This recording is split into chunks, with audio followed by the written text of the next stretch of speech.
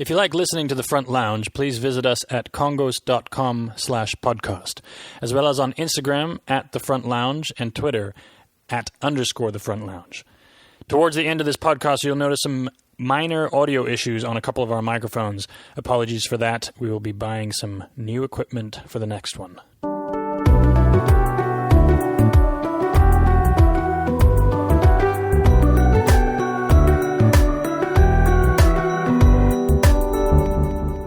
Hello and welcome again to The Front Lounge with KONGOS. We are here with Jonny Baxter Marlow. He's our tour photographer.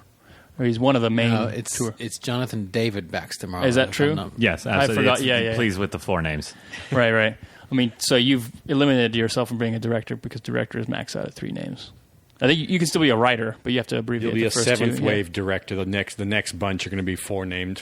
You have to be. Absolutely. I think you have to be Jonathan D.B. Marlow. Maybe I could just be D.B. Marlow. D.B. Marlow, yeah. Or J.D. Baxter. I just remember, when you come on tour, Jonny Marlow, a lot of you know him as our tour photographer. He's been out with us for a long time. He's also a very well-working photographer here in Los Angeles. He has shot people. Can I see those notes so that I can list the celebrities he's shot? They're not that memorable. Nina, Dobrev, William H. Macy, Charlotte McKinney, Deborah Ann Wall, Adam Scott, a bunch of people you've seen in movies and TV, and many more that I didn't list. I feel like this was bottom all, line this is was all for Rogue recently, like in the last couple of months, right? Those names right there? Actually, no, not all of them. There was a couple for InStyle magazine, Vulcan magazine, so I've branched out. Bottom line is we're going to stop puffing him up now. He's a legit photographer. He also comes on tour with us. Several bands that will go unnamed have stolen his photos and posted them on Instagram. You know who you are. Without crediting, yeah. I actually have to interrupt this because I'm ordering Indian food and I need Johnny's order. Chicken tikka masala, mild? Yes. Very mild. Right. For anybody who really wants to know, I have a sort of chicken thing. It's kind of my thing. It's even starting to look slightly like one. Chickens on planet Earth are terrified of Marlow. It's the only thing he I eats. feel like I'm the only one doing my part to take down the chicken population. When you live together for months in a bus, like we have done, you get to know everybody's habits, including their eating habits. And it got to the point where the food order sheet would come around during sound check or whatever, where you write down what you want for lunch. And Johnny's would just be pre-filled in. He would just, like, whatever menu it was the chicken option. And we didn't have to ask him anymore. That's how predictable he became. God, I really wanted to fight. I really wanted to not believe that was the case, but it's just every single time. And then the waves of laughter that come after I write the first C. By the way, let's call him Marlow so there's no confusion between which Jonny we're talking about. That's because right. As everyone knows now, we have Jonny KONGOS and Jonny Marlow. Let's talk a little bit about how we met Jonny Marlow. Is this breaking news? Yeah, this is our breaking news. Oh, this is breaking news. Should I do it or do you want to do it? Oh, this is a good... Oh, shit. I just had to think of this. Yeah, we were playing a show in Sedona for the Sedona Film Festival. It was one of our first shows. It was our first show out of town, out of Phoenix. Right, yeah, that's right. And then after that, we were on our way to the Viper Room. But at that Sedona Film Festival show, this older couple came up to us, and they really dug the set, and they really got it musically, and they were like, "Man, that's awesome! You got to meet our son. He's in L.A." And we said, "Oh, we're on our way to L.A." So we got to know them, Connie and Andrew. Yeah. Connie Baxter Marlow, and she. Yeah, you didn't say who they were, did you? No, you didn't. You didn't say his parents. I did say that, didn't I? Just now. Yeah. Anyway, from You have parents? from my perspective, it was a little bit different because they approached you guys and you're like, who are these Sedona people? Right, they came from a different dimension. Exactly. They actually walked out of the trust frequency yeah. and landed at a gig in Sedona. But, when your mother comes to you and is like, "Oh, Jonny, I met the nicest boys, and you are just going to love their music. It's so good." I was like, I'm sure it's great, Mom. But you need to spend a little time with your mom. So I was like, I'll go to a show that you thought was awesome? Well, Danny was being kind of kind. It was the same thing from our perspective. I mean, to put it in perspective, when you're on the road, and even though this was one of our first shows out, we played a lot of shows at home. When someone comes up to you after a show and says you have to meet my son or meet my daughter, like your first response in your head is like, no, I really don't have to meet anyone you want to introduce me to. Really don't. But then, so we came to LA. We did a gig at the Viper Room, and Johnny's mother brought him and some of his friends to our show. We got them on the guest list. Dropped them off at 9. Said, be here by 10. Yeah. And at that point, I was in my early 20s, I believe. I wasn't in high school or anything. let's put it this way: you didn't look as cool as you did now. It was 2007 that we're talking about, though. None of us looked as cool. Not that we looked cool, but we looked even less cool 10 years ago. That's insane that we've all known each other since 2007. That actually kind of freaks me out. Doesn't feel longer than 20 years. That Viper Room show really sold me, guys. Just by the way. Yeah. How many people were there? Do you remember? It couldn't have been more. Hey, Marlow, put the mic up to your face. It couldn't have been more than 15 or 20, right? Of our own people? Of probably your not. people? I think it was more. It was closer to 50 or 60. I mean, it was. Viper Room's a tiny room. It felt like there were some people there. It wasn't. It certainly was not packed. But no, well, all right. Maybe I'm not trying to like dumb it down or anything. But like I've seen so many shows there. But I do remember you guys were playing your first album, and the first song that I remember being like, It was a pretty star-studded audience though, because we were opening up for Chris Stills. really? That was and Steven Stills' son. Steven Stills was there. Yeah, Jacob Dylan was there. It was like Nicolas Bob Cage's Dylan. son. Oh, but Nicolas Cage's son was at one of those. Yeah, I don't know if that was the first one or not, but it was. one of them was saying you got to meet so and so. My mom. My mom's got the best contacts. Dude, I'm telling you, moms are the best PR. I've never it was very bizarre. I've never heard somebody like as one of the things they tout about themselves as having the best contacts. we must have done 10 shows at the Viper Room before, during that period where we drive out to LA, and each time you're hoping somebody important's going to see you. And we would hand out CDs and flyers and just trying to get anything going. And I remember we had CDs one night. I think it was one of the nights you were there, and Jonah Hill was like, that Superbad had just come out or something. And Dad's like, it's Jonah Hill. And he ran up and gave him a CD, and he just goes, nah, thanks, man. Really? I mean, it was. This was back when CDs existed, yeah. And I ran into him. He was trying to get into the Roxy. Not in retrospect, that's right. He was trying to skip the line at the Roxy. And I said, hey, man. And we were just fucking trying to paper. Well, he wasn't huge at that point either. Like, Superbad was what really got Right, him yeah, huge. yeah. So you yeah. just... It was right when that movie was coming out. And now initially I was like, man, who doesn't want a free CD? And now I'm like, nobody wants a fucking free CD. That's literally, I would rather have anything. Yeah, I don't want anything that you're about to give me on the street, you fucking weirdo. That's what, One of those nights was we went there, and the night before us, One Republic was playing right as Apologize was blowing up. Before the Timbaland version came out, we watched them. We went in the night before, watched them, and we tried to give out our CDs that night because there were actually a ton of industry people there because they were all excited because One Republic was about to they were break. licking their chops. There was that vibe of, man, this thing is fucking something. And they were Salivating in the background. absolutely. I remember Ryan Tedder walked out, and they were really, they're a great band, they were great back then, and you could just see the industry people just being like, they were fucking salivating. Yeah, Yeah. they were like, we want this guy. Yeah.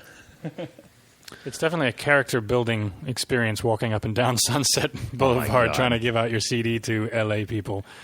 It's a humbling experience, I'm assuming. I feel like No, it didn't But I work. feel I'm not humble. I feel like 90% of the time it's actually not worthwhile and it's counterproductive.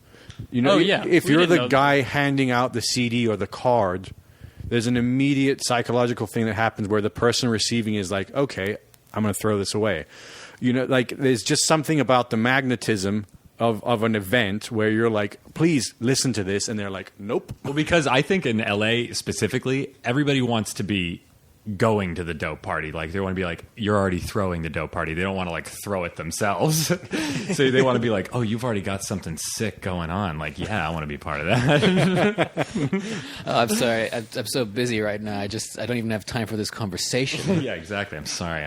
Marlow, really, you've learned so much about LA because you're not originally from here, right? You're from Aspen. No, I grew up in Aspen, Colorado / in Mexico with my with my infamous mother.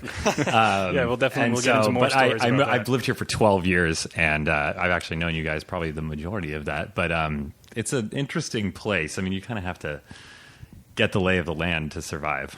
I really like the way you put it. You know, you spent probably the first 3-4 years trying to kind of make it as an actor and a singer, and at the point that you decided to really get serious about photography, you said LA is a gold rush and everybody's coming here looking for gold. I'm just going to try and sell some fucking shovels. Yeah, that's exactly. I actually had a realization that, and I was just like, it is 100% the gold rush of our generation, and the people who make all the money are for sure the people selling the picks and shovels. But is it you help people realize that this is not really what they want to do? Yeah, I give people the tools to realize this isn't what they want to do anymore. Watch Johnny's clients just like keep dropping like flies. Like, this is what you think? I'm not letting you photograph me. Okay, so here, do you have any video that we can pry out of your cold dead hands of you acting? That we can force you to throw up on social media or anything like that, God. or like a bad headshot or something like that. I do. I have a. It was a pretty good. You know, I was cute back when I was 22. Not now, but I've got. God, it's so embarrassing. Careful what you say, because we're going to get this out. Oh, okay. Then I definitely won't say that. I'll just be very vague. I did some musical theater over in Glendale for the Blue Hairs. They were all sleeping in the front row. It's pretty much only people over 65. And I was in Footloose. Oh, shit. I don't think I've heard that. I was amazing. Very well received by the sleeping Dora in the front row. You were Kevin Chicken instead of Kevin Bacon. I wasn't playing Kevin Bacon's part. I was chorus. Okay. Well, I don't know what that means. It's so embarrassing. It's so embarrassing. If we can't get the footage from you, I definitely think we can get it from Connie Baxter Marlow. I'll pay you not to do that. So what have you been up to recently? Obviously not doing musical theater. So I quit acting almost instantly after I studied it because I picked up a camera and I was like, because my dad was like, well, you're not going to be an actor anymore? I was like, I think I fell in love with another woman. She's far more lucrative. Well, your dad was a photographer, right? But yeah, my dad is a pretty famous photographer. He worked for a number of magazines, and so I worked for him when I was a kid, and then I swore I was never going to be a photographer. I think when I was 14, I was like, hell no. I already look enough like exactly like him. I'm not going to have the same job. Mm-hmm. And then all salmon return upstream. Yeah, they certainly do. We just become more and more like our parents, like you guys. But then I just couldn't stay away from it. And I hadn't done a ton of big stuff by the time you guys asked me to shoot for you. By the way, like I'd opened my studio. Yeah, we launched your career. I know. Yeah, you basically launched my career. You're the only reason I told you what a shutter speed was. You did. And f-stop. He's like, what the hell is this fuck stop? What is this? Danny did teach me how to do a backup, so. You mean like over a hard drive? No, yeah, it was pretty apparent that you had a natural knack. Of our photographers, Marlow is in the middle, leaning towards the good side of like diligent about backing up. We've had a bunch of videographers and photographers out on the road with us, and they range from like utter whirlwind chaos where you're lucky if a card ever arrives with photos on it. Who's that? We won't mention his name. He's definitely a guest, though. When we do talk about him, he's definitely a guest. Yeah. And then on the other end, there are people that are actually super organized. Marlow's pretty... Can we talk about? I was up there. You're well organized. You just can't spell. You're like... That's on my website. That's in my bio. Are you serious that you can't spell? Yeah. And then I purposefully misspelled embarrassing. Well, that's the first time you've purposely misspelled something. Yeah. Marlow's a true artiste because you can definitely tell in his photographs there's an aesthetic, there's something that he puts into it. He's not just capturing a moment. And I think that mentality is either a plus or minus column in the organizational aspect of art, because you have to have some organization. And until I don't know if you have an assistant yet, but a lot of big photographers have assistants where they don't think about that shit, and somebody backs it up, or they do the hard drive, or they even grab their lens out of their bag and give it to them. That sort of stuff. A lot of photographers I know, even they've put in the time, so they walk onto set and their assistants have set up all their lights. They know exactly where they're supposed to do it. And then they just put out their hand. And this actually happened to me the other day, guys. I've made it. I walked onto set, my shit was up, and I put out my hand, and my assistant put the camera in it. I was like, holy shit. So this is amazing. So if you were to come back on tour with us, who out of our crew would be the one to hand you the camera? Chris. I would make Chris do it. Yeah, I feel like everybody else there would just be no. He might do it though. I think. No, Chris is the person who would tell you go fuck yourself, because we were on tour. This is a great one. We were on tour once, and Jesse, you tell a story actually about the throat spray. Okay, so we talked about the Kings of Leon tour on one of these podcasts. Well, the Kings of Leon were the perfect shining example of a band that's made it. I mean, just the kind of amenities on that tour and the backstage facilities and the size. They had 50 touring crew. So, if you want to make it as a rock band, that to us was like, oh shit, this is what we want to do. In some aspects, you could argue they took it a little too far. Like Nathan, the drummer, his drum tech, if he was having throat issues, he would have his drum tech throat spray into his mouth during the middle of a song, which is not as crazy as it sounds. And as a drummer, both your fucking hands are occupied.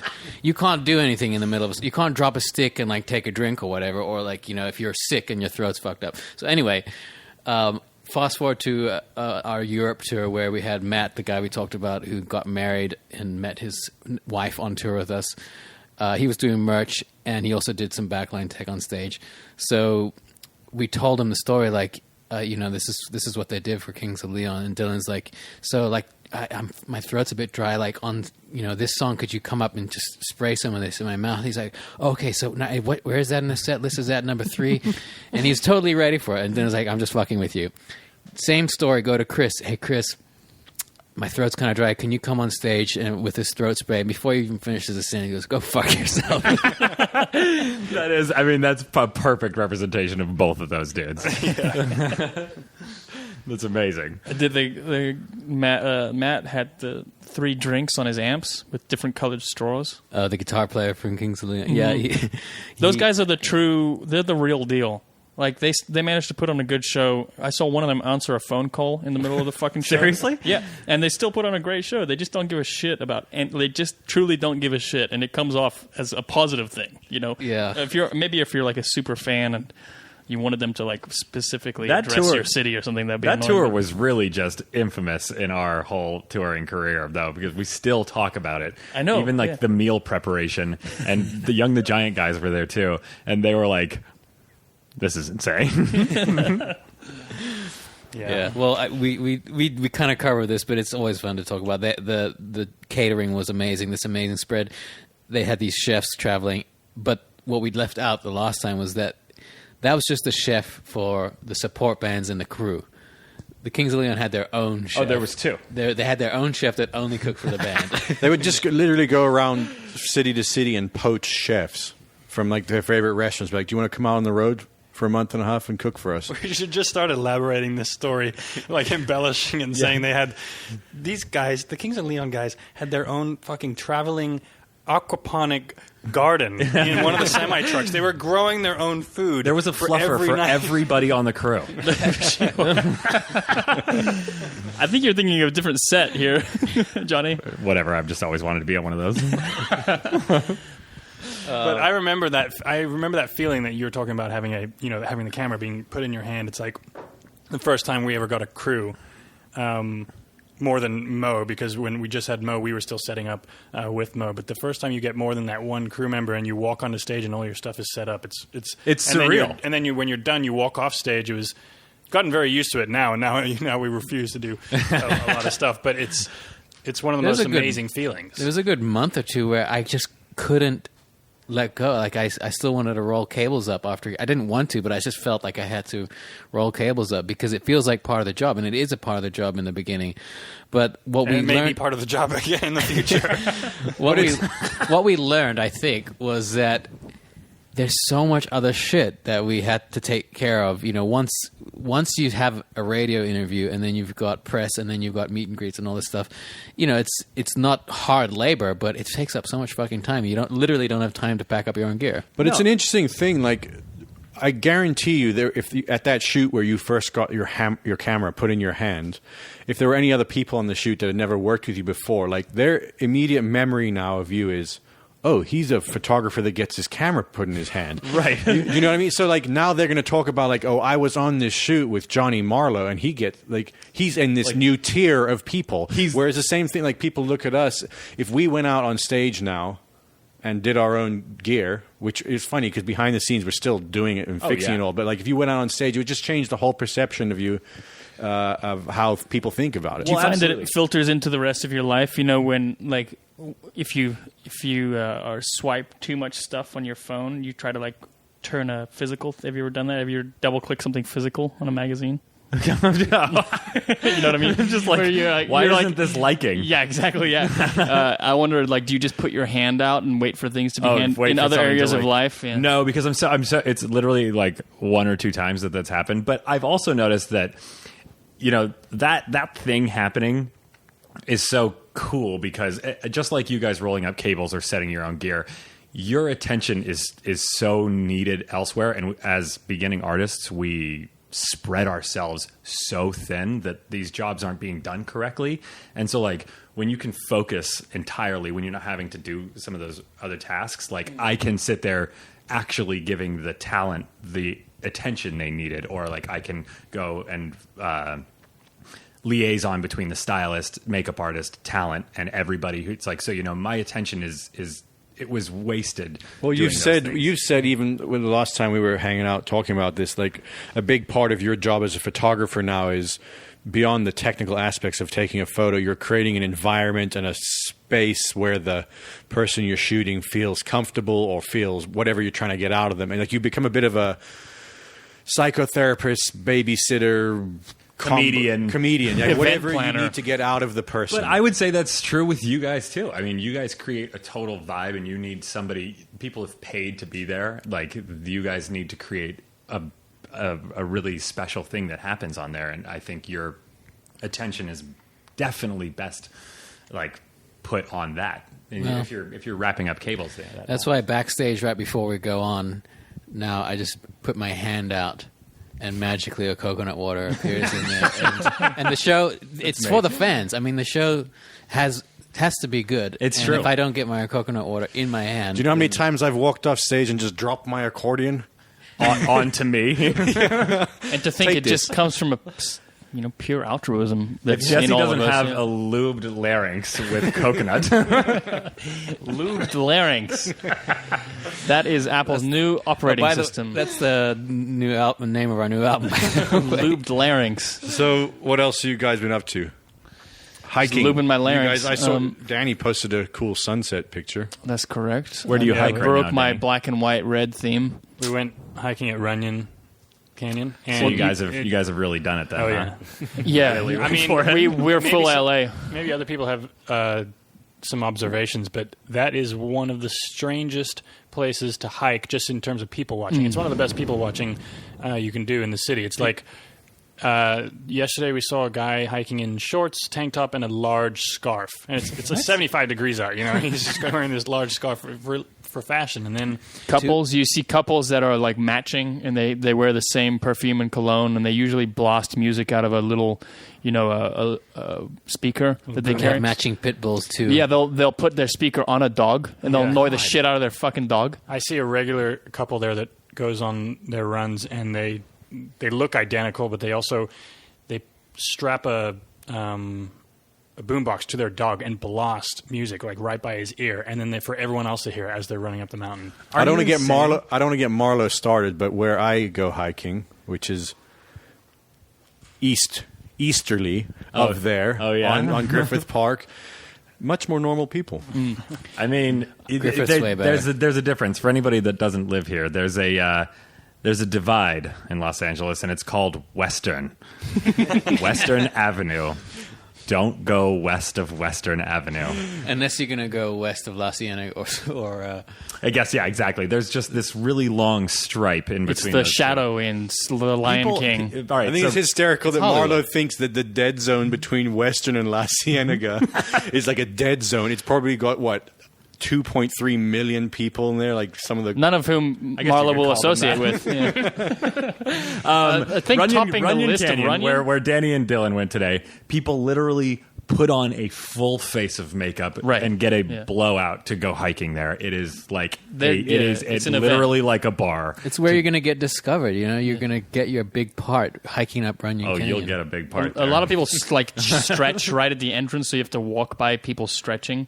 and then there's like yoga at the. Oh, Well, it's not that bad, but I think what tops the list on my Runyon experience is that one day there was just blooming Australians everywhere, and They're everywhere in Los Yeah, Angeles. Los especially Angeles full Runyon. of blooming Australians, mate. we were hiking down the mountain, and I heard these three Australians. One of them was hiking in flip flops, which is typical fearless Australian way of doing things.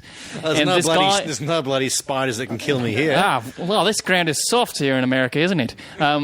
They were hiking down the mountain. They said, I love the kombucha aisle. That's what the fucking guy said.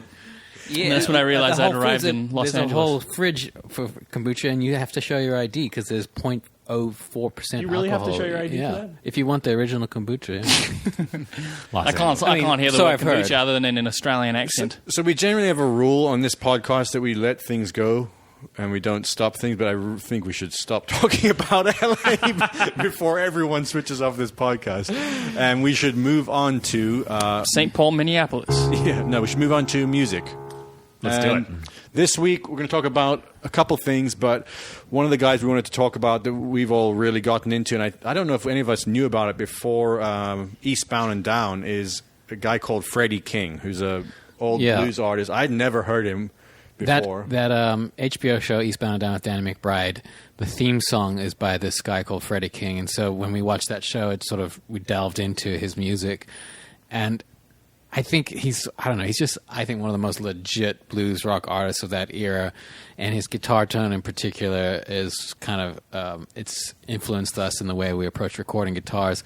But he's one of those guys also, he's a lead guitar player and an amazing voice, and sometimes when a person is sort of comping for themselves or they're playing phrases on their guitar in between the vocal phrases, it either works or it doesn't, and I think he just freaking nails it. He'll sing a phrase and then complement it with something on the guitar, and He's made it very difficult for me, at least, to listen to any other kind of that similar style of blues music because he just does it so well that it's almost like the perfect spoiling the good. What era is he from? I'm not as familiar with him. 70s. Ooh. Yeah, just It's a little late for Marlow. Yeah, but I could get down. There's in fact the Ain't No Sunshine When She's Gone, the song by Bill Withers. He does a version of that song, and I'll almost prefer it to the Bill Withers version. Really? You should check out, yeah. Okay. He sounds like mud in like the best way possible. That's what his blues sounds like. It's he just sounds driving, like- but it sounds like, it's like a car that's got mud just flying off it. I'll expand. I'd say that the rhythm track sounds like that, but his guitar tone sounds like some sort of amazing plant or flower growing out of that, just bursting its way through that, but it just cuts and is freaking amazing. He's 60s, 70s for sure. Maybe like. So interesting story, actually, as we discovered him from the song Going Down off that show, Eastbound and Down. Turns out that one of our dad's old friends, who is a singer-songwriter living in Nashville, that our dad has told us some crazy stories about traveling in Nashville in the 70s. And Memphis. Memphis, yeah. In fact, we'll have our dad on the podcast. Oh, yeah, definitely. So he was telling us all these crazy stories about this guy, Don Nix, that he used to hang out with. He came and visited in Memphis, and it turns out Don Nix wrote Going Down that, Freddie King made famous. So we had no idea of any of this connection. I don't even know if we'd heard the song. So check him out. Check out also my favorite song is Palace of the King. Yeah. And He talks about he talks about pizza in that song. Like, it's too cold and right. The lyrics are actually really funny. It's about going back to Dallas, where he's from Dallas, I believe, and he's, the palace of the king. He talks about going around the world playing his music, and he just needs to get back home to Dallas. It's really funny, but in a cool way. What have you been listening to, Johnny? By the way, every time we walk into Marlow's, every time we walk into Marlow's editing suite when he's been editing some of our photos, he's listening to some old timey, like 1920s sounding female singer. Well. But it's stuff when they just discovered recording. It's like, like vinyl is too high tech for him. He wants original wire recordings. My theory, it's when he discovered the Fountain of Youth. And he's just I feel like it was like I was, I would plop on some headphones or just blast it in the dressing room. I don't know, what was it? I really like Lead Belly. Does anybody else listen to Lead Belly? Yeah. Bob Dylan always talks about him. Yeah, Lead Belly was the best. And then who was I listening to recently? Christina Aguilera. Okay, well, so I do listen to old-timey music. Gillian Welsh, I don't know if anybody listens to her. She's still alive. I don't know her. But she's like female. I've been really into female singer-songwriters, as Joey can attest. He'll come up into the room. Yeah, we did give you a bit of a hard time. Because, look, some of our favorite singers, like we get the ones we can agree on that are absolute favorites of ours, like Joni Mitchell. I think we can all agree. Just absolute genius and hero of ours. But sometimes we would walk into a dressing room and it was like, I don't know, a Dove commercial. A lot of times it was Sally Mann. That was the one you gave me the most shit about. I'll have to listen to it because I was maybe driving just giving you shit. Driving Sideways and One Is the Loneliest Number. Basically, it was the Magnolia soundtrack. Oh yeah, but I love that stuff. Yeah, exactly. I was just giving you a hard time. Yeah, but then it would get into weird territory. I'd be listening to some weird shit. But then the other funny it thing stems is, from an insecurity of traveling with just dudes, like 9 or 10 dudes on a bus. Everyone's got to bro it up. Yeah. And so if somebody's listening in a sensitive mood, and you come into the dressing room and you start to feel sensitive, all of a sudden you just got to say, "What are you listening to, Johnny?" Make a lame. It's an immaturity. Can't we just bro down and just be cry for a bit? That's what's hysterical about you, Marlow, is because you were listening to all this stuff.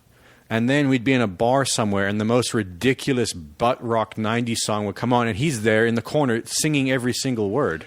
So I don't know where did that come from? Because a lot of those songs. There's a weird thing about me. I can't remember jack shit. I don't remember. I have the worst memory of all time. But for some reason, movie quotes and song lyrics, they just stick like glue in my mind. So I can recite Puddle of Mud and Kid Rock's Cowboy Baby. For some fucking reason, they're just in there. Those they're just stuck. Very interesting. But so I don't remember what I was listening to last time you came in, Joe. But I think it was I was listening to Bonnie Raitt's. Kid Rock's Both Sides Now. I love how he's picking all the good ones now. Bonnie, that is one of the all-time great songs and recordings of all time. Yeah. I think Bonnie Raitt is just next level. That was written off of a testimony from a guy who destroyed his girlfriend's car, and he was in court, and they said, "Did you learn your lesson?" And he said, "Yeah, you can't make a girl love you if she don't." And that's where that lyric came from. I've never heard. That's really interesting. Yeah, she's definitely one of our favorites as well. So we're going to move on to the music business. Each week we talk about something different in the music business. This week we're talking about technical and hospital writers? No, technical and hospitality writers, which are kind of your requests for what you would like in your dressing room if it's a hospitality writer, and if it's a technical writer, it's what you need on stage or what specs you would need from the PA or from any type of equipment that you might be using. So it's a document that you draw up. Every band has one or should have one, at least at a certain level. Every band has one. And so your management team or your tour management team ahead of the show, sometimes weeks or months, will send this information, and they have to approve it. Both sides have to approve it, and So it's kind of an official process that has to go forward before, so that when you show up to the venue, you know that you're set, that you've got the technical specifications that you need, and also the hospitality specifications that you need. So I want to pull up. I'm trying to find it here. I want to pull up what ours says. This is your writer? Most people ask the question. A lot of times we get the question in radio interviews, or fans will ask, like, what's the weirdest thing on your rider? We don't really have many, if any, weird or extravagant things on our rider. The only silly thing we've got here, I've got it. So our tour manager, who we've probably mentioned before, is Scottish, and he has there, under the drinks section, we want 1 bottle of Scottish whiskey will be required. Western Isles preferred, interesting Highland space sides, and even Irish whiskies may be considered. We may switch this for a good tequila or mezcal or other recommended local favorites. Lefroy, Ardbeg, Bowmore, other rarities, Redbreast, Bushmills 18, High West, Rye, Casamigos, tequila. And this was on odd-numbered Fridays that we would request this. Because when you're touring around, obviously, if you can't get your rider every day because you'd actually overload on rider, and there's only so much liquor and beer that you can carry around. So we would get it on like every other day or every other Friday. You'd stock up on this stuff. Did you cover that we pay for this? Oh yeah, this all comes out. Well, yeah, no, that is pretty relevant. Is that when you're doing your own shows and your own tour, where you're the headliner, all of that stuff comes out of your. it's a budget. Your budget, basically. So you're paying for all that. So we try to keep that to a minimum to try to save money on the road. But the only times we really kind of go out is if you're doing on festivals, a corporate or a festival show where they have the money and the budget to fulfill a rider. So in those days, we might put a very nice whiskey. Johnny, Marlow, did you have anything on the rider that you wanted or didn't ever get? Chicken? I would like to just make it fully clear that I was never asked. We asked everyone else. Everyone else on the crew got asked. Really? I wonder why Mick Not left cool. you. Not cool. But isn't there like a thing that Mick would always? I can't remember. There was a story with they'd put something ridiculous at the end of the rider, and if it wasn't there, that's the Brown M&M story. Oh, that's the Brown M&M. No, it's actually true though. Yeah, it's a common thing, right? Yeah, it's a common thing that bands do. They'll put a lot of detail into their rider, both technical and hospitality rider, even if they don't necessarily want it, because they're just trying to make sure that the venue and the people taking care of them are paying attention to detail. So if they miss certain of these small details, that means that they're probably not paying enough attention and they didn't read it properly. So that means some big things could go wrong. So a lot of times it's, when you see those crazy stories, I'm, not talking about like the J-Los who put white roses and everything has to be white and this and that. Just talking about some funny things like what did Jack White did guacamole, yeah, the Jack guacamole White recipe. Guacamole. The thing that never shows up that's on every one of our riders in like big, giant, bold letters is we need a trash can in every run. It never comes. And it never shows up, and then we end up throwing shit into the corner, and then we look like a band that's just trashing the room. And it's really not. We're very polite. We're pretty rock. We're very nice. Very not rock and roll. Years ago. We're very nice. No, I don't think I ever had a request on the rider. I did get quite fond of Red Bulls on the road with you guys, even though I don't really drink those normally. That was a me and Chris. Yeah, It's like because I hate myself and they taste so terrible. No, everyone has them on the rider just in case. And most people don't like drinking them. I think there maybe some lighting engineers like to drink. Yeah. They need them, but for the most part, I think most people don't really enjoy drinking them. It's just that they have to. Sometimes, if you're playing 6-7 shows in a row and you're on that, that 6th show, you're going to need that little bit of extra energy to go play the show or shoot the show or do your job. Speaking of lighting directors, remember AJ? AJ was our first lighting director. He's a true mad genius. I mean, he came up with so much stuff for our lighting show and worked his ass off. But somehow his rider requests ended up on our rider for like a year or two after he couldn't tour with us on the last few tours, and we still had cottage cheese and sandwich meats and red wine on the rider for like a year that no one was eating or drinking. Our bus fridge would just end up with like 15 pounds of sandwich meat. You walk into a dressing room and go, God damn it, AJ. He hasn't been there for 2 years. God damn it, AJ. Since we're already membering things, why don't we move on to official member berries? All right. Well, speaking of wine, that reminds me of Dax, the other merch guy who said he didn't drink, but then we found out he had a bottle of wine under the merch table every night by himself. Like, Like a glass of wine, you could say, yeah, I don't really drink. That guy drank a bottle of wine every night. Who? Dax. Anyway, moving on. Well, actually, when Mo comes on in a couple of weeks, we'll talk about Dax. Dax was a merch guy that Mo kind of learned the tricks of the merch trade from. Right. He was he was like a Russian disinformation propagandist in terms of the misinformation he would spread. And Mo would just say, yeah, but Dax said that we're going to be there tomorrow. So, Marlow, you probably tell us the careful version of this story. You have a friend, and you did something ridiculous to him. Ridiculously kind. I'm going to put a disclaimer at the beginning of this story that I'm a terrible person, and I'm really sorry for the things that I've done in the past, and I've tried to make up for them since then. A friend and I got into a bit of a prank war, a prank one-up thing, and he got me real good one day. I left my computer open, and he got into my Facebook, and he just went to town. I mean, really badly, and I was dealing with it for months afterwards. I love that you're going to just leave it there. You can't actually tell us what he did. No, because absolutely really not. Can't be talked about. It's just not appropriate for anybody. So I go down to my house, and in my early 20s, I thought I had a little extra time on my hands. So I created, before this was a thing, I created a girl on Facebook. I'm not going to say her name here because she's still active. I created a girl on Facebook, and then I friended all of our friends from college. I made her work at the front desk. And I picked a girl that was just right up his alley. She had tattoos and black hair. She was a drummer and a dancer. I just knew all the right buzzwords. And then I friended all my friends.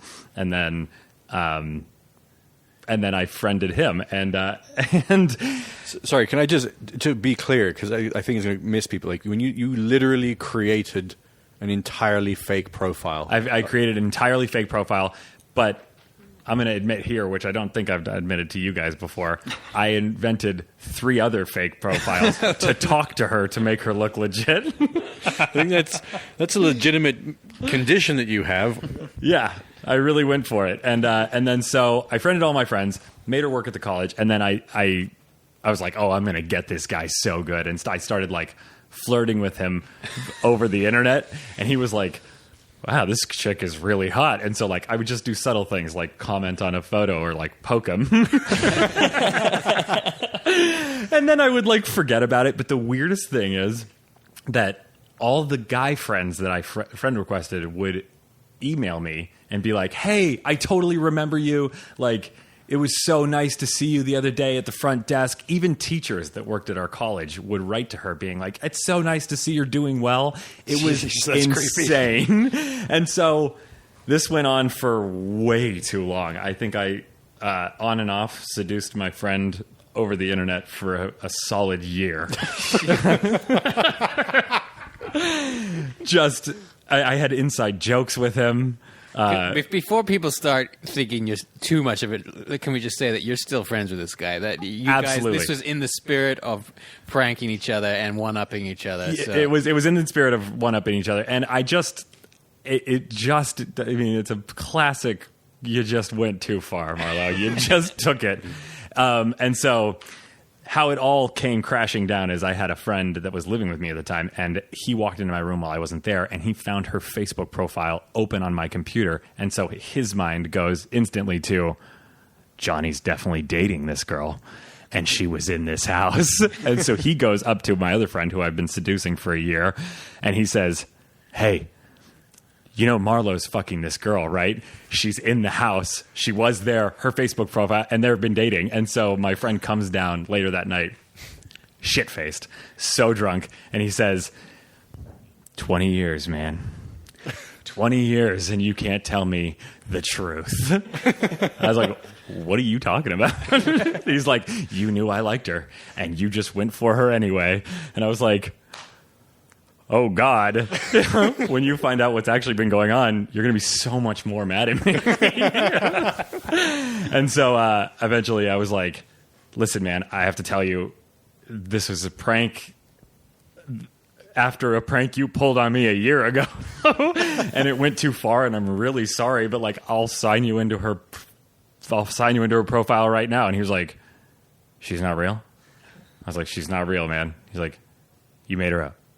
I was like, yeah, I promise. I'm really sorry. He's like, that's awesome. So thank God the spirit of the prank was not lost on that guy. And we are, to this day, still great friends. Didn't he say, who else can we get? Yeah, oh yeah. That explains why you're friends. And then I gave him the login. Holy shit. And yeah, Evil, like the fruits of the devil. that is a good. So nothing's going to follow that in terms of evilness. I don't think so.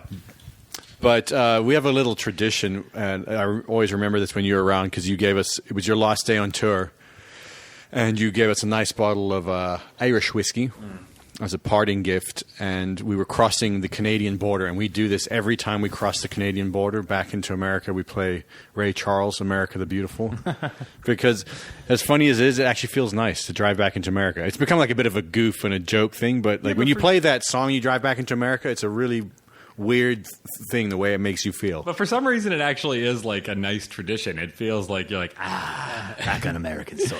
Well, it's because you go to, you go to Canada, and we play in Canada a lot, and we love it up there. So, but a lot of times you'll play several Canadian cities in a row. So you go up to Vancouver or whatever, or Edmonton, and make your way across the country, and you just get. You can only take so much nice before you have to come back to America. Get treated like shit. Yeah. I don't know. It's true. Have you noticed that? That The stereotype about Canadians. Oh, absolutely. I mean, just the apologizing. It's almost like a hello. Oh yeah, I have a great apology story. There's some fans waiting outside the bus for some signatures, and I went out, I signed them, and I walked away with their marker. And I came back because I realized that I walked away with their marker, and I came back and said, "Hey, sorry, I took your marker." And they were like, "Oh, I'm so sorry about that." I'm not kidding. They apologized for me walking away with the marker. I don't think it fully means like I'm sorry. Maybe No, it doesn't. does. I don't know. It's just like a habitual thing. Oh, for sure. Yeah, I don't think they were actually sorry. But I knew you guys liked whiskey, and I wanted to because it was my first tour, and I was leaving, and I was like, I want to come back. and I was just like, this was special. Like I need to, just do something nice. It was Redbreast Irish whiskey, which is on our rider now, and you introduced us to that. We love. I think Scotch is probably the number one drink of the band and crew, but sometimes nothing can beat a good Irish whiskey. Oof. And that Redbreast did it for us. We finished that bottle as we were crossing into America, and everybody was just like teary and hugging and So drunk though. Luckily, we've always had very nice experiences at the border. Like there's been a couple times we come back in through Buffalo where the border agents have recognized us and been fans of the band. So that's been really kind of weird and nice. But it's Sometimes always at like 4 a.m, and you're either just completely tired or very, very, very, very drunk.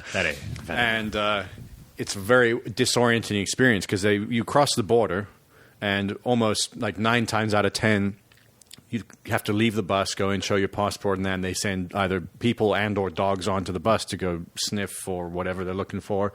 And it sticks out in my memory, those moments, because it's just, you're so out of it. Yeah. And it's such a weird experience. There's cops and people asking you questions like, why were you here? And you're like, I played a show. Like, where? You have to answer all these specific questions that you're not They're good at their job of being interrogators because you feel like you're being interrogated. Even if you didn't do anything, yeah, you're just you're just so like guilty. And you start saying, I'm sorry. yeah. Well, the funny thing is, I remember having the whiskey on board, and I was like, "Am I allowed to bring this back, man?" Sitting there like sweating, super drunk. Yeah, everybody's freaking out about whether or not they have acceptable oranges in the back. Which we didn't. We should just describe a little bit the layout of a bus because I think it's kind of in relation to this border story. It's kind of a funny thing. So there's the driver's area. Then you go back into the front lounge. It's a common area, with couches and fridge and there's a toilet there. and then go into the sleeping area, which is just like an aisle. You walk down an aisle of bunk beds, usually stacked 3 aside. So there's 12 bunks total, and then you get into the back lounge, and we can maybe put some photos to describe this. But on the times where you go to sleep, if it's like a 5 a.m. border crossing, you'll go to sleep at 2 or whatever. And then you get woken up when you're at the border. And it's either the driver or somebody's waking you up. It's just a very surreal feeling to pop your head out of your bunk and you see everyone's head pop out at the same time. Pulling the curtain back, and you got to roll out of bed in your slippers and go at a lot of times freezing weather and go and talk to these people who are going to ask you, how many days were you in Canada? Where did you play? Once or twice they've been nice enough to let us stay in our bunks, and they come on the bus and we just have to pop our heads out. They call your names out, and you just, like the Brady family or whatever, you pop your head out of your curtain. South Africans, I swear to God. What is Partridge it? Family. What is Brady Bunch? Oh, the Brady. And they are Tom Brady. Like the Brady family or something, you know? They are Tom Brady's parents, right? Yeah, they're every white person is Tom Let me tell Brady's you, parents. the Tom proof is in Brady the custard. International Airport at LAX. Yeah, exactly. That's my favorite thing is foreign misinterpretations of little sayings. Oh, I love it. Yeah, the proof is in the custard. All right, so let's talk about favorite gear item of the week. And I think maybe also this is probably a good place because we haven't really talked about it much. You got into photography initially because you were a dad. But you had a pretty wild, interesting upbringing. And so maybe just tell us about your favorite piece of gear, and then tell us your history. Tell us my gear first. Yeah, tell us your so gear. we're doing special guest this week. We're doing photography gear instead of audio gear. Ooh. Well, so okay. Just to clarify, should I say favorite piece of road gear or favorite piece of gear in general? Anything you like. Well, I'll do a 2-part because Nerd alert. This is how you know you're a nerd. well, because if anybody's out there wondering what the best way to capture like a rock band is, say, I'd say I wouldn't have been able to get half of the photos that I really treasure and that I think that really describe the feeling on tour without a 600EX speed light, which is the camera flash that goes on the top of my camera. You can have a good camera and you can have a bad camera, but if you have a speed light with a bracket, and a bracket is something that takes the speed light or the on-camera flash and puts it off to the side of your camera. So it's like a little metal piece that goes off to the side, and there's a hot shoe on there, and it gives it that really kind of 1960s paparazzi feel, and it really just has it creates a lot of depth, and it creates a lot of like. That's what you were using when we were doing all the shaky face? Yes, stuff? exactly. And so like all of like the 1960s kind of paparazzi black and white that I've done all looks like that because of that light. And so, Well, if you look at the pictures of those guys taking pictures back then, they had a big flash off to the side, They had right? a big flash off to the side. It was never on top of their camera, and it always had that little bit of depth. It was always, the shadow was always slightly like an inch off to the left. Maybe you can take some time out of your busy schedule to pick a few favorites of that style of photography so we can put it on the website. I will, absolutely. I've even got them in my mind right now. Yeah, we'll throw some of those shaky faces and all those photos that you took on the road as well up. Yeah, and that was actually part of I was trying to create photo series on the road with you guys. So like the shaky face was one of them. There was a couple other ones that are now escaping me, but We did the bathroom ones. we did the bathroom ones, and but you know some of the photos that we took on the bus, and you know the bus parties. bus parties, I would never have been able to catch those bus parties without that light. We have that series that I took with your camera. I put my hand out. And you put your camera in my hand, and I remember where I murdered you. Oh yes, and absolutely. threw you in the trash can. Maybe we'll post one of those up there. Oh yeah, we were stranded because the bus was fucked up, and then Joey did a series where he murdered me and Chris, stuck us in a trash can, and then ran off into the bushes. But I'd say the tour wouldn't have been the same without that one piece of gear. You can have a camera, and you can have like a 60D, a 5D, you can have a 70D, or you can have a little Rebel. But if you don't have something that you don't have the light, then it's not going to look right. Yeah, I guess it's also one of the few things that technology is not able to address yet. I know, like, with Apple's dual lenses and with that light camera, eventually focusing will be a thing of the past, but It already almost is. And but light you can't.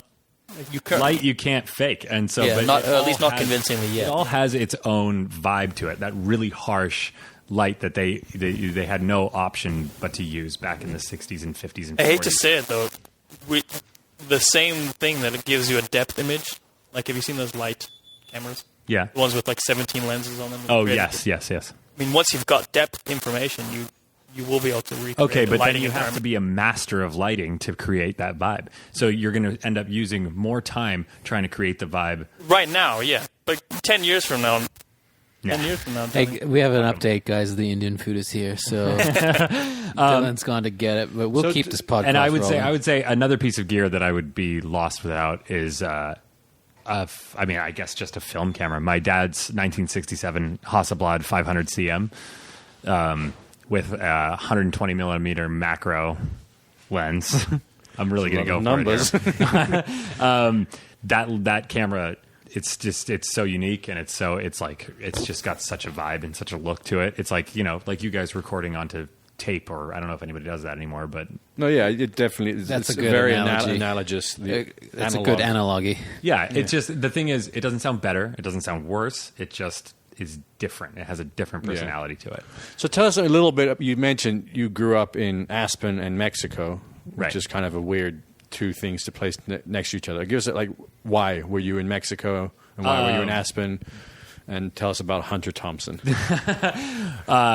Well, there's I guess there's two parts to that story, because there's the Aspen side of things, which was more like my dad's side of things, and we grew up with the people of Aspen, which were back in the 70s and 60s. Like, everybody, all these really ridiculous people moved to Aspen. Like, the writer Hunter S. Thompson was one of our neighbors growing up, and so we have a lot of really, really fun memories of that guy. My middle school was actually on the top of the hill directly above Hunter's house. So my friend was his godson, so we'd sneak down, go onto his property, and he was probably high as a kite.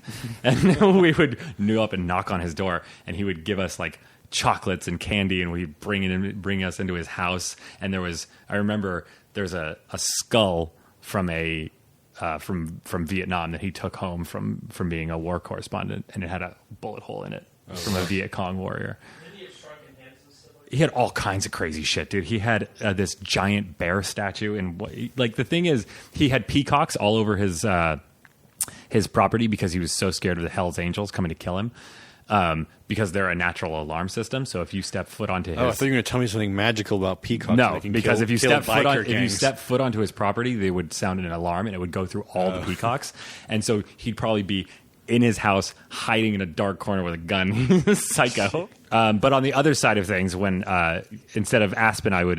My mom was also my mom who introduced me to the Congos. She was like a spiritual revolutionary, and she was really into native culture. So I grew up halfway in Aspen, and then also halfway with different native tribes like Hopi and Lakota American Indians, and then I also spent a lot of time with the Lacandon Indians in Mexico in the Lacandon jungle, which is like just outside of Chiapas. How old were you at that time?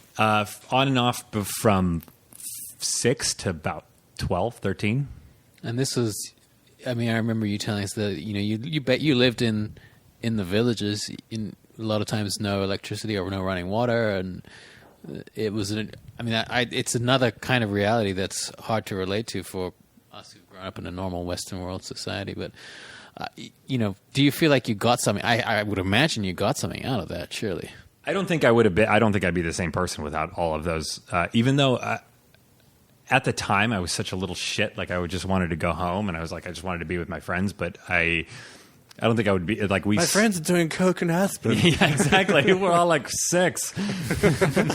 But I wouldn't be the same person. Like we slaughtered pigs in the jungle and like built a canoe with the native children. I grew out my hair super long. I had this long blonde braid that went down to my the small of my back because I wanted to be like all the Indian kids.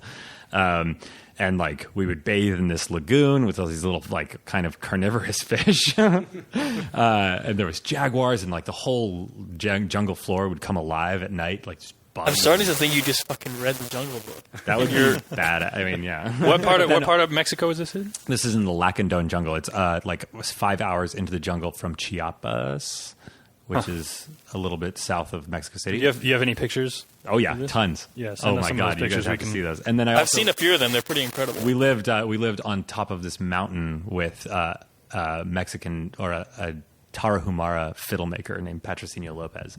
Oh yeah, they're the runners, right? The running Indians of the Chihuahua, of Chihuahua and the Copper Canyon. Oh yeah, those Carl Pilkington documentary about those guys. That tribe, I think the longest run that they've done is 400 miles. That's insane. Yeah, and they have now everyone's gotten into this barefoot because I used to run a lot, and they got into the barefoot minimalist running, and they call them huaraches, like the little I hope I'm not fucking that up. They're like basically little flaps of leather or anything they can find that they tie to their feet, and they run hundreds of miles at a time. Is that less healthy or more healthy or? I mean, I've done a bit of it, and I basically subscribe to the idea that it's ultimately healthy, but you wouldn't want to go running barefoot down Hollywood Boulevard or anything like that. No, but maybe on the dirt though, right? Yeah. It definitely develops all your tendons and muscles and everything. Yeah, you got to build up to it, but you realize how much impact is happening when you're landing on your heels. Anyway, as a sidetrack, but yeah, that's the tribe. They run hundreds of miles at a time. When I kind of came back to Aspen and went to high school, and then I did a long trip with my mom. The last one I actually did was to South Africa, to the border of Botswana with the Bushmen of the Kalahari. Oh, cool. Yeah, and so that's kind of what tied her to South Africa Right. and to her South African husband, which is kind of tied into you guys because that's what we all connected on, wasn't it? Yeah. Yeah, her current husband is pretty much from our dad's era. From Durban. They didn't know each other, but they knew like almost everyone in common. Our dad and your mom's current husband. Yeah, they just had so many current friends, and then also It's like they were a mirror, like a yin and yang of each other, because I think he moved to London when our dad moved back to South Africa, and our dad moved to London when he moved to South Africa. It was a funny little coincidence. Yeah, exactly. But I wouldn't be the same without those interactions. So I'm really grateful for them. Yeah, well, I look forward to seeing the photos because I haven't actually. I mean, we've talked about. I have to show them to you. I have to. to find those albums. Yeah. Yeah, we'll throw a couple up there. We'll do our "What's it like being in a band with your brothers" section. How many times have you witnessed us get that question? Holy shit! That reaction says it all. I think possibly every day I've ever been with you on tour. Maybe not when we're just hanging out, but every single day, I think. Well, specifically, remember that interview we got in Cleveland. Columbia. Yeah, or Columbia, that's where it was. Columbia, Missouri. Missouri. Wait, which yeah. one was Cleveland? I'm mixing up states. They both started with C. Columbia, Missouri. We were down in the basement getting the interview with us, and That interview is infamous. Yeah. I loved that day. we can't tell you anything. So, what's it like being in a band with your brothers? We thought we'd talk about something that you could kind of chime in on. There's a million things that sort of define the dynamic between us four in this band. And when you go on tour and you're in close quarters and you sometimes go weeks or months where you can't get away from each other, the most escape you can have is by closing the curtain in your bunk. It brings out tensions between everyone.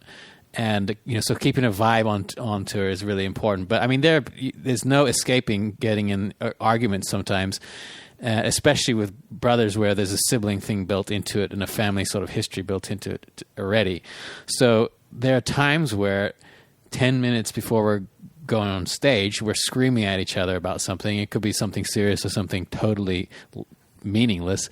But, I mean, we've gotten pretty good, and maybe you can weigh in, like on literally being able to call each other the worst things you can imagine. Then 2 seconds later, we walk on stage and we do a show, and we have that's our job. We have to do that, so we've kind of learned to do it. I mean, it's kind of funny to watch, honestly, because it's. Oh, it's funny. Yeah. I mean, not really though, because like I'm sitting there sticking a camera in your face too, like when you're at your most vulnerable, and it kind of feels like shit too. I was just like, yeah, like I'm kind of like just like getting. Give me the drama. I'm just like, yes, feed the monster.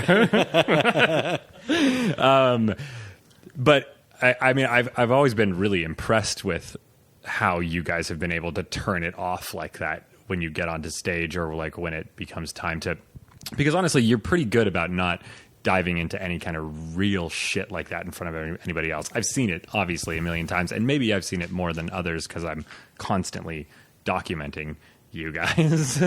Like it's my job to be there. But I actually haven't. I don't know where the fuck we were, at Kentucky or something. But there was a really bad one. There was like a fucking hailstorm in a room, and I was sitting there being like, "Oh yeah, here it comes!" Just like a weatherman predicting it. Just like getting in focus, getting like nice and settled in. You put your rain jacket on like one of those hurricanes. Tied the thing around my face, and then Dylan turns to me. He's like, "Marlow, get the fuck out of here! Like you have to go." He saw it coming, and so like he just like slammed the door in my face, and then I was just sat there like. Listening with Like your ear at the door. Like on the door with the camera being like, I think I can get the audio. I think I can get it, guys. Well, we've talked about this a little bit. So we've been working on this docu-series. We'll probably be announcing it fairly soon. There are a lot more details about it. But when we first brought out photographers and filmographers on the road with us, we were a lot more... Just get the highlights. Make us look cool. Like get the crowd shot, get us walking off stage, high-fiving, like the gear endorsement picture. You know, it was like to present the Instagram picture of ourselves, right, which everyone is doing.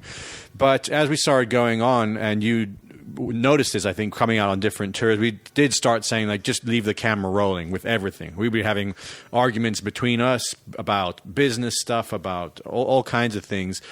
And it's been interesting now going back and watching that, and I think it'll be interesting for people to see once we finally finish cutting this whole series together. But it's weird for us to go back and watch your life, because we have now got years of it documented, and you don't remember yourself. Like you're like watching somebody else. This could be a seamless transition into deep thoughts, I think, because when you have the camera around so much, and at a certain point we said, okay, we are no longer shutting the door on you, Marlow. Keep rolling, kind of thing. Right. And you forget the camera's there at a certain point. So, with the power of editing, we probably will choose to not show you certain things. But for the most part, it's revealing. And what's weird looking at this footage as we're cutting it together is going, like, I'll be looking at myself and I say, oh, when he said this, it was really good. And I'm talking about myself in third person. And and I catch myself doing that, and it kind of takes you out of yourself. It's very strange to look at it as though it's not you. And because, you start to realize that the person that was making that statement in the video, you're in a certain state, you become so attached to that feeling or thought that you're having, and you think, this is me. And then watching it on film, it's like, was that me, or is That's a really interesting point, though. I mean, I guess I would always wonder if you guys look back on the footage that I've given you or that I've taken, like, do you identify with that person going through that, or is it... That's the actually truly interesting thing about having this done, because everyone's doing it now more so. And 200 years ago, there was nothing like this. No. You would not even you would have to sit there for a week and get painted to have anything representing yourself. Now you have constant ability to look back on this, and I think, to me, it really suggests that we're not ourself in the way that we think of ourselves. That there's millions of us. Because I feel so dissociated, whatever the word is, from the person I'm watching talking about this, that, or the other. Is it that, or is it just a terrible memory that we have?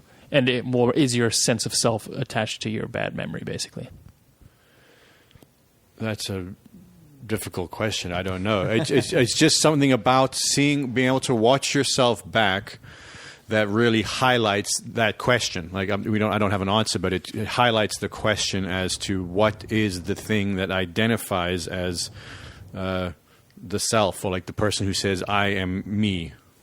I think it starts even more simply or earlier than that. The first time you hear your voice, as in not singing, but like your talking voice, you're always surprised. People are always surprised. John Marlow was just surprised by the sound of his own voice. He was surprised at how smooth and soothing it was. He's like, welcome to KMA.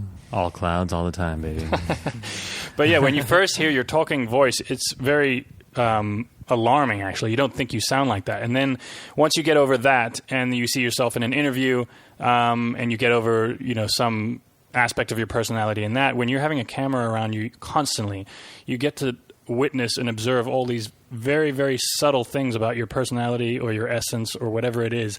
And it's very strange to see certain mannerisms or characteristics that you've never been conscious of.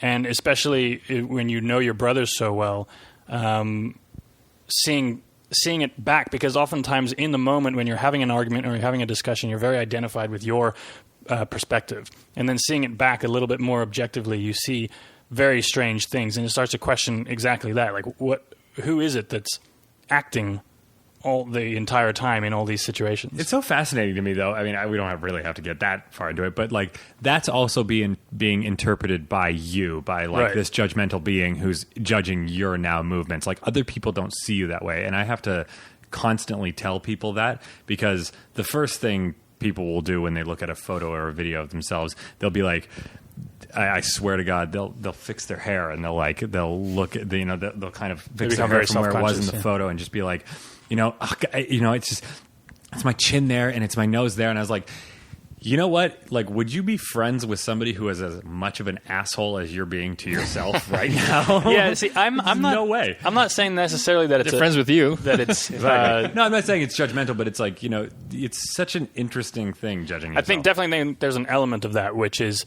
self-conscious, that when you see yourself, you start to, your vanity or your pride starts to, rise up, and that starts to comment. But if I'm talking more about the things that you just weren't even aware of, they're not necessarily bad or good. They're just things that you were completely unaware of. I think what's interesting, I've noticed, is occasionally you watch a little bit of yourself and you remember in that moment having been a little more present or a little more like collected and together. And that memory feels a little closer to the person who's now watching it, because it's like those two moments are connected in terms of how you're feeling. It's all the other ones that seem like this weird animal that's out of control. Like, especially if you watch video of yourself drunk, as we've done. Oof. It's just it's maybe it's a cop out. You want to believe that's somebody else, but I don't. I don't have the. I know what Johnny's saying, which is when you see yourself, the first thing that reacts is your self-consciousness. That's not me. I don't do that. And it's that kind of, your image of yourself, your kind of your fancy image of yourself is getting destroyed a bit. But when you've edited footage of yourself for tens and maybe hundreds of hours, that negativity wears off, and you start to see footage of yourself just as footage of another person. You know what I mean? That your initial reaction to it, which is to seek out the negative or to, maybe confront the fact that you had imagined yourself differently, that wears off. And then I start to edit footage of myself, as Jesse was saying, the same way I edit footage of another person. Really? It's quite bizarre. Yeah. I literally say, it was funny when he said that, or it was stupid, when he said that, and I'm talking about myself. Yeah. And it's just, and then you subsequently catch yourself doing it. I say that about you too. I think what you said about people, though, especially if they haven't had a ton of photos taken of themselves, and you show them a photo and they immediately start criticizing it, I think it's almost like catching yourself in the mirror, and I feel like maybe Bill Murray or I saw him in an interview talking about this idea that the minute you see yourself in a mirror, you like change your posture and you're like, you project the self that you think you are. And that is for me, that's an indication that you don't actually see yourself. You only see this construction of yourself that you have made up, or like how you want to see yourself or how you think you see yourself. Yeah, absolutely. And I mean, it's just fascinating because I was talking to, I don't want to get too heavy here, but I was talking to a friend who was going through a really rough time personally, like a depression. And they were really being really hard on themselves. And I said to them that you are the one person you can't trust your judgment on this matter. You don't see yourself the way everybody else sees you. And you just have to put your blind trust into that you don't appear that way to the world. Like, you don't appear the way that you think when you look at yourself from a third person perspective. Like, you know, how much you hate, you know, whatever it is that you're doing, or like your mannerisms, or your voice when I sound like a frog. Isn't that kind of a catch-22 trust though? that's not how the world sees you. And Isn't that funny though, that kind of problem, that disappointment in yourself, is almost universal. right? But it also arises from trusting other people's opinions about you to begin with. So it's this circular thing this problem you get into where, well, you start believing other people, your perception of other people's perception of you. Yeah, but it's like a total assumption. You're assuming, Right? It's all imagination. Yeah. But it also works in reverse. I think people imagine as many positive qualities about themselves as they imagine false negative ones. I don't think people. I suppose that's true. Yeah. I mean, people are subsequently super egotistical and incredibly self-deprecating. So Right, you could basically say that your sense of self is wavering between positive, or like a fakely positive view of yourself, and then a fakely negative view of yourself, and that somewhere in the middle of those two things is probably what you actually are. And mediocre. Yeah. Well, mediocre, or just that you're constantly wavering between these Oh, I things. think they depend on each other. Yeah. I think it feels to me, if you step back and view something not as linearly, like not as moment to moment, and more, it feels like usually that positive moment needs a negative moment. You know, Yeah, but they go together. Okay, so say we go with that as an idea. Yeah, this is getting good. Who's the guy in the middle? That's the I don't know. interesting I've never question. met that I think person. what you're asking is who and what is this observer that you are describing the self as? You know, what is describing the self? Is it some developed other personality that has judgments and mannerisms or things of its own, that it's completely making a subjective judgment of what you think of as the self? Yeah, and is it a Russian doll situation? Like, say you could meet that guy in the middle. Like, who's the guy watching him? It would be interesting to see. Like, we've had this as a little, I think, weird thing for ourselves because we've been sitting editing hundreds of hours of ourselves. You kind of see how actors, perhaps in some ways, do become more aware and in more control of their manifestations, at least in certain aspects of their life. Because if you've had to sit and do that and realize, like, this is how I want to be perceived, and this is how I will be perceived. Maybe stage actors. A lot of film and TV actors act for like 3 seconds and then they go and stand and wait for them to fix but the they also lighting. never watch it either. But my question is, like, I guess the catharsis of that would be, have you guys seen any footage that has changed your actual interactions? Like, you're like, oh wait, I saw myself do that. Like, I'm not going to do that anymore. I think part of the problem is that you control yourself. You know, when you're on camera, But because of footage you've seen. No, I'm saying at the time that you were being filmed, even if you forget the camera's there, you don't really. So you control yourself. I think if we had footage of ourselves, you know, if there was if we lived in London and there was a camera on every corner and everybody could access one of these cameras, then yes, you would have objective footage of yourself. Well, apparently there's objective footage of myself with Gulis in South Africa that he left a camera running while I wasn't aware of this. Wait, what was this? I don't know. We were just shit-faced drinking, and he was like, let's drink their booze. And I was like, it's theirs, dude. You can't do it. I know I would say definitely that there are things that I've seen on camera where I go back and say, well, I'm not going to do that anymore. Really? Yeah. Yeah, I'm saying there would be judging that, there would you be know a what I lot mean? more if we weren't performing for the Oh, camera. yeah. If I wasn't so aware of the camera, there'd probably be a lot more things I would change about. I suppose. I don't think judgment has a funny word, like a funny connotation to it. Like, sometimes, yeah, clearly it's bad to be constantly judging yourself in an unnecessarily negative way. But to reflect on the way you act, you can call it judgment, whatever you want to call it. It's useful, you know. Whether you can implement it basically becomes a question of whether you can remember now, having watched the footage, in the next moment. The next time that you are sitting at a bar, I'm not going to do the thing that I typically do and I've seen myself do. Like that's the difficult part of it. I think that's the point is that judgment is negative. Analysis is just kind of like taking all the facts and being like, okay, Has an impartial who do sound I to it. want to be? That's why I stopped smoking weed. That doesn't make sense to me. That it's I want to hear the end of the story. okay. Go ahead. Oh, I the self-analysis part of me turned crazy negative. It wasn't able to be objective anymore. It wasn't able to assimilate all of these little facts, and it just went crazy negative. And so, Well, you're a self-admitted horrible person, so are you sure that wasn't the weed telling you The weed's that like, you're no, just a seriously. horrible yeah, but so say when I do acid, then it shows me all of those things, and I can objectively deal with my horrible personality. You view them in a non-attached way.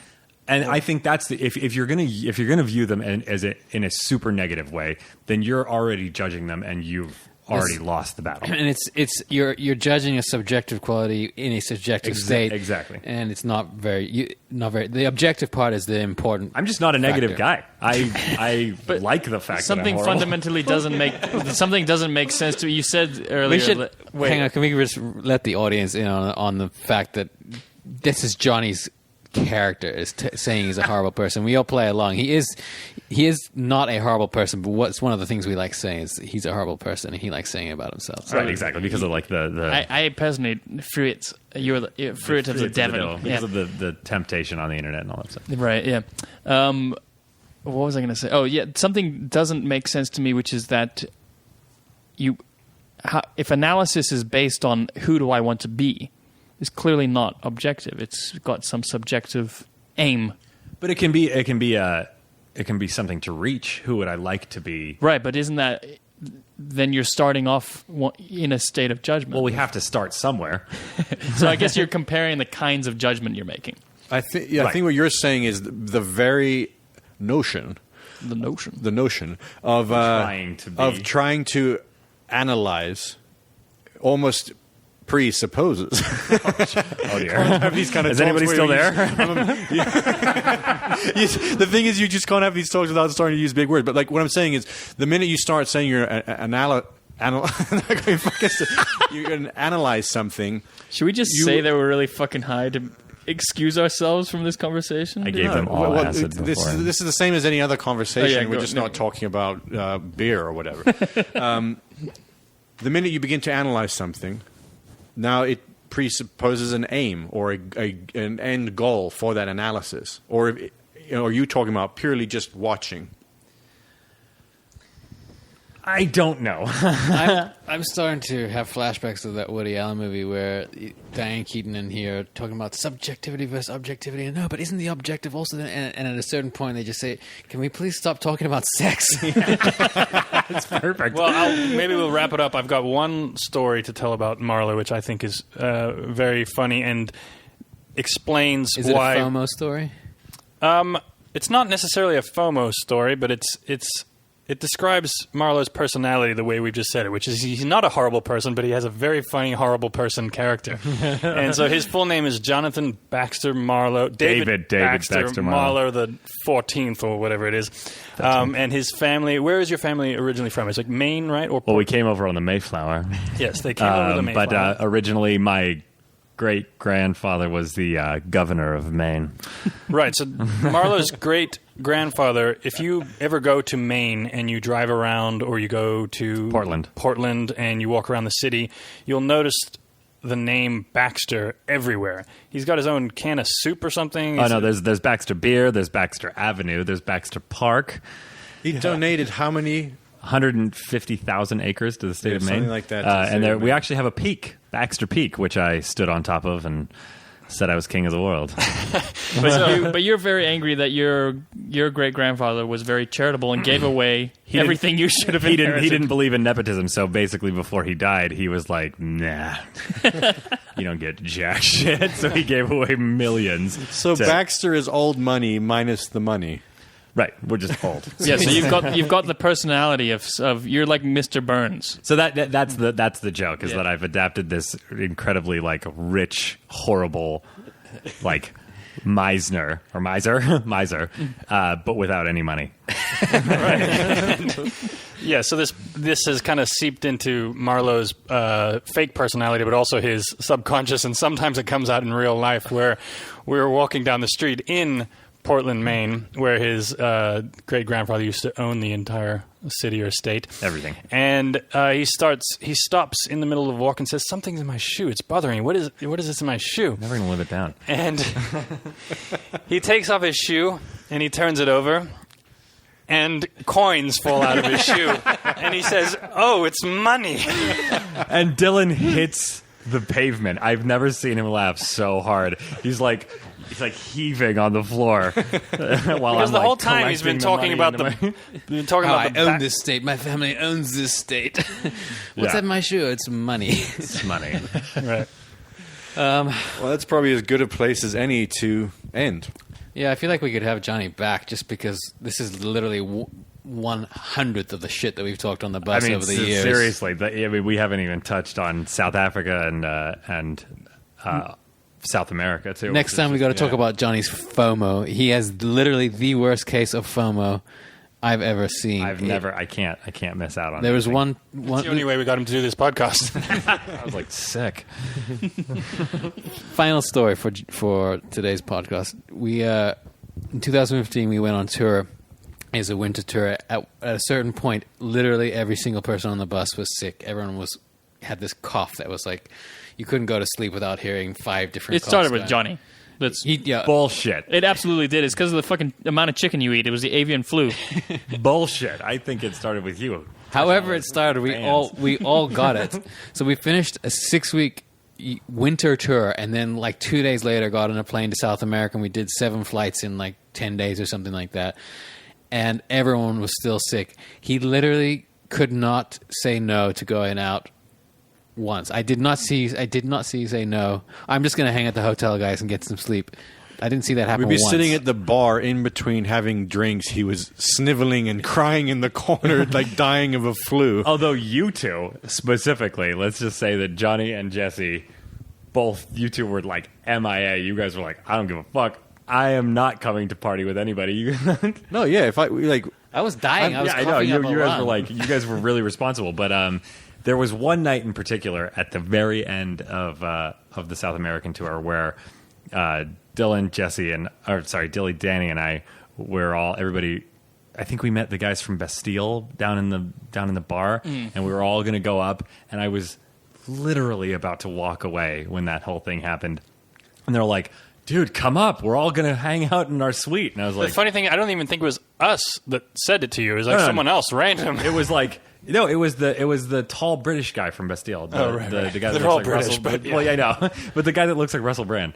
And he was like, "We're all going up there, mate. Let's go." And I was like, "Fuck yeah!" And I was like, nose running down to my chin. I couldn't breathe. It was 2:00 in the morning, and I was like, And you dealt with that for a long time, right? You were coughing for about 4 months. yeah, I had to have like antibiotics, just like you did, Danny, and like I couldn't breathe for months afterwards. I had like bronchitis.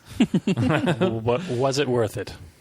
Yeah, I had a really great time that night. Well, on that note, thank you very much. I've got a fucking amazing picture of Eric from Young the Giant from that night. I thought you were going to say something else. Oh no! I don't know if we can. Maybe we'll cut this because I don't know if that picture is postable. But Well, anyway. with that, thank you very much, Jonathan David Baxter Marlow, for joining us on this podcast. We'll have you back, and we'll put some of his best shots of us that we subjectively judge and hate our profile and nose. And I wish I had combed my beard that day. But you'll see his work, which you've probably already seen all over our Instagram and stuff. So thanks, Johnny. Thanks for having me, guys. Yeah. Thank you. And make sure you subscribe on Apple, Stitcher, Google, whatever you're listening on, and check us out at kongos.com/podcast. PODCAST. See you guys next week.